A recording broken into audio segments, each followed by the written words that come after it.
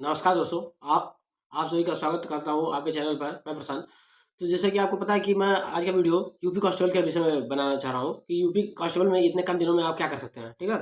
जिसमें जैसे कि कोई 3 तरह के कैटेगरी के लड़के यहाँ पे होंगे यूपी कांस्टेबल के अंतर्गत। इसका एक तो होगा जो जिसका तैयारी मतलब कि पहले से 6 मंथ से पहले से तैयारी कर रहा है, तो उसका उनका तैयारी तो पूरा हो चुका होगा। और एक मिडिल कैटेगरी का हो जो 2-3 मंथ पहले से तैयारी करना शुरू किए होंगे। और एक तो एक फ्रेशर होंगे जो अभी तक भी पढ़ना शुरू नहीं किए होंगे, फॉर्म भरने के बाद पढ़ना शुरू किए होंगे। तो तीनों के लिए अलग अलग जो 3 कैटेगरी के स्टूडेंट्स हैं, तीनों के लिए अलग अलग रणनीतियाँ हैं। जैसे देखिए फर्स्ट कैटेगरी है, जैसे फर्स्ट कैटेगरी के अंतर्गत जैसे कि आप जैसे जो लड़का 6 मंथ से पहले से पढ़ रहा है, हम तो उसके लिए कैटेगरी उसके लिए ये है कि जैसे कि वो जो पढ़ रहा है तो वो अपना क्या करे, वो अपने जितने भी नोट्स बनाया हुआ है उसको बार बार रिवीजन करे।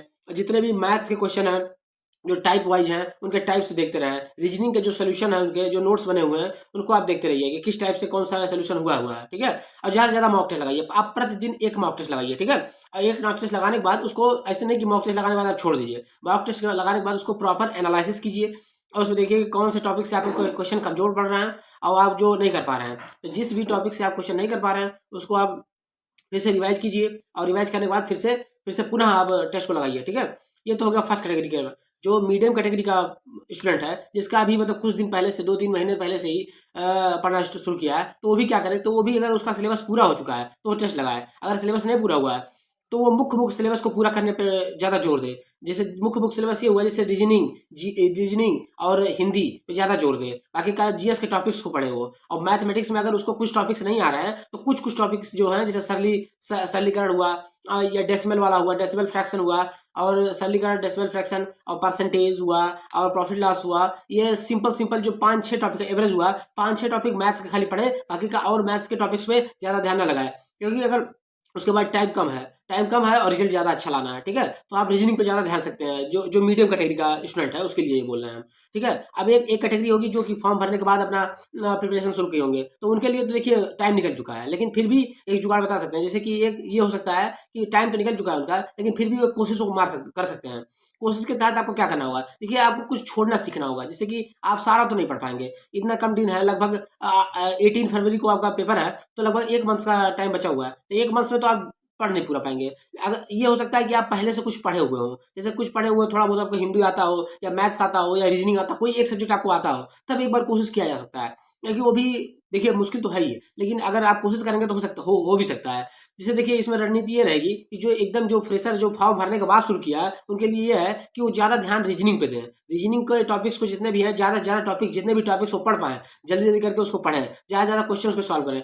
अब क्वेश्चन कैसे सॉल्व करें, आप प्रीवियस ईयर लाइए यूपी पुलिस के जितने भी पिछले प्रीवियस ईयर पिछले जो 2 वैकेंसी 2018 की 2017 की जो 2 वैकेंसीज हैं उसके क्वेश्चंस का एनालिसिस कीजिए, या उससे पहले पुलिस के पेपर हो उनके देखिए। एसआई की जो 2021 की पेपर हुआ है उसके क्वेश्चन को आप देख सकते हैं। फॉरेस्ट गार्ड का पेपर हुआ था, ये फायरमैन का पेपर हुआ था, फायरमैन और जेल वार्डन का पेपर हुआ था, उनके पेपर को एनालिसिस आप कर सकते हैं। उनको क्वेश्चन को देखिए और रीजनिंग के पैटर्न को आप तलाशने की कोशिश कीजिए। तो आप देखिए आपके लिए अब तो टाइम बहुत कम बचा हुआ है, जो अभी शुरू किया हो फॉर्म भरने के बाद से, तो उसके लिए यही है कि आप रीजनिंग पे और मैथ्स पे ज़्यादा ध्यान दीजिए। और जहाँ तक बात है जीएस का, तो जीएस में आपको खाली बस स्टैटिक जीके जैसे कि नृत्य हुआ, राजधानी मुद्राएं हुई, गवर्नर हुए, कौन से मुख्यमंत्री कहाँ पे हैं, कितनी सीटें कहाँ पे हैं, भारत के पड़ोसी देश कौन कौन से हैं, उनसे सीमाएं कितनी हैं, भौगोलिक सीमा कितनी है, कितने राज्य किस देश से लगती हैं और किस राज्य का किससे सीमा लगता है, ये सब पढ़ सकते हैं। बाकी का आप पॉलिटी पढ़ सकते हैं, पॉलिटी इजी सब्जेक्ट है उसको पढ़ सकते हैं, ठीक है। पॉलिटी पढ़ सकते हैं, साथ साथ हिस्ट्री के अंतर्गत आप मॉडर्न हिस्ट्री को पढ़िए। बाकी का और इतना बड़ा टाइम, इतना ज़्यादा आपके पास टाइम नहीं है कि सारा हिस्ट्री आप पढ़ पाएंगे, क्योंकि हिस्ट्री बहुत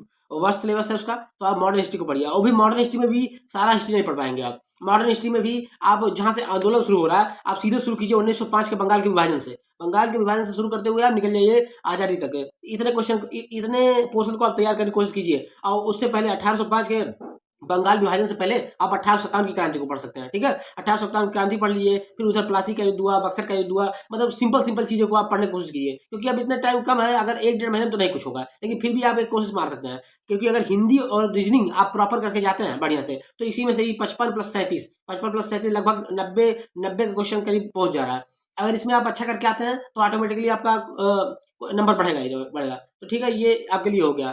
तो रीजनिंग और हिंदी पे आप ज़्यादा जोर देंगे। जीएस में polity, modern history, static GK और ज़्यादा ज़्यादा स्टैट इन तीनों के अलावा सबसे ज़्यादा आप फोकस करिए करंट अफेयर के क्वेश्चंस पे। करंट अफेयर की स्पीडी ले आइए, घटनासार ले आइए, या घटना चक्र ले आइए, या रुकमणी पब्लिकेशन ले आइए, या यूथ की कोई बुक है, कोई भी 3-4 किताब में से कोई भी एक बुक लाइए, उसको रट्टा मारिए। सिंपल सी बात है।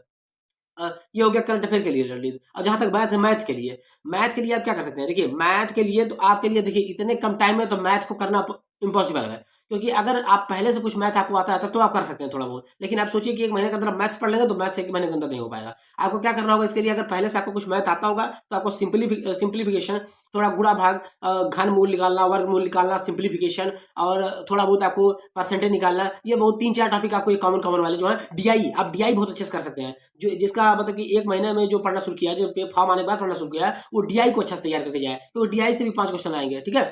तो आप डीआई को तैयार कर सकते हैं, तो ऐसे ही कर सकते हैं। जहाँ तक हिंदी की बात है तो आप हिंदी में वर्णमाला हुआ, जो वर्णमाला को आप एकदम कंठस्थ कर लीजिए, उसमें से 5-6 क्वेश्चन आना ही आना है, 4-5 क्वेश्चन। वर्णमाला हुआ, संधि हुआ, समास हुआ, इन 3-4 टॉपिक्स को एकदम, पर्यायवाची हुआ, विलोम शब्द हुआ, ये सबको आप एकदम रट्टा मार, जो रट्टा मारने वाली चीज है उनको करके चलिए, ठीक है। अब हिंदी साहित्य का विकास तो आप नहीं पढ़ पाएंगे इतने कम टाइम पे, चाहे रचनाएं नहीं पढ़ पाएंगे। रचनाएं भी आप पढ़ेंगे तो मुख्य मुख्य रचनाएं, जैसे भारतेंद्र हरिश्चंद्र की, जयशंकर प्रसाद की, जो मुख्य मुख्य लेखक हैं, मुंशी प्रेमचंद, जो मुख्य मुख्य लेखक हैं, उनके ही रचनाओं को पढ़ पाएंगे आप, ठीक है। तो ये रहा रणनीति, ठीक है। इसके तहत आप अगर एक ट्राई मारें, अगर जैसे अब इतना आप कर लेते हैं तो फिर आप टेस्ट लगा सकते हैं 2-4, लेकिन अब फिर भी एक ट्राई मारा जा सकता है। देखिए आप कोशिश कीजिए, हो सकता हो भी जाए, ठीक है। तो कोशिश करेंगे तो हो ही जाएगा, हाँ, क्योंकि जो प्रयास करता है उसी का होता है, ठीक है। और जहाँ तक बात है कि जो स्टूडेंट 6 मंथ्स पहले से पढ़ रहा है तो वो अपना वो टेस्ट लगाए, रोजाना टेस्ट लगाए, उसका एनालिसिस करें, देखें कितना उसमें मार्क्स आ रहे हैं। अगर मार्क्स किस सेक्शन से नहीं आ रहे हैं उनके उनको उनको आप नोट डाउन कीजिए, किस सेक्शन से नहीं मार्क्स आ रहे हैं तो उसको नोट साइन कीजिए, उसके नोट्स को फिर से रिवाइज कीजिए और फिर से फिर मॉक टेस्ट लगाइए, ठीक है। तो ये रहा आज के लिए आपके लिए रणनीति का, यूपी कांस्टेबल के लिए आप क्या क्या कर सकते हैं, क्या नहीं कर सकते। हाँ, जहाँ तक पेपर की बात है, पेपर कब हो सकती है? देखिए पेपर निश्चित है, 18 फरवरी को आपका पेपर होना है, ठीक है। तो उसके लिए आप ये मत कहिए कि आगे बढ़ेगा या पीछे आएगा, वो तो चांस नहीं है। 18 फरवरी, क्योंकि 11 फरवरी को आर का पेपर प्री का लगा हुआ है। आर का पेपर 11 को होगा, 18 को आपका यूपी कांस्टेबल का पेपर होना निश्चित है, ठीक है। तो आप लोग अच्छे से पढ़िए, अच्छे से मॉक टेस्ट लगाइए। चलिए मिलते हैं नेक्स्ट वीडियो में, धन्यवाद।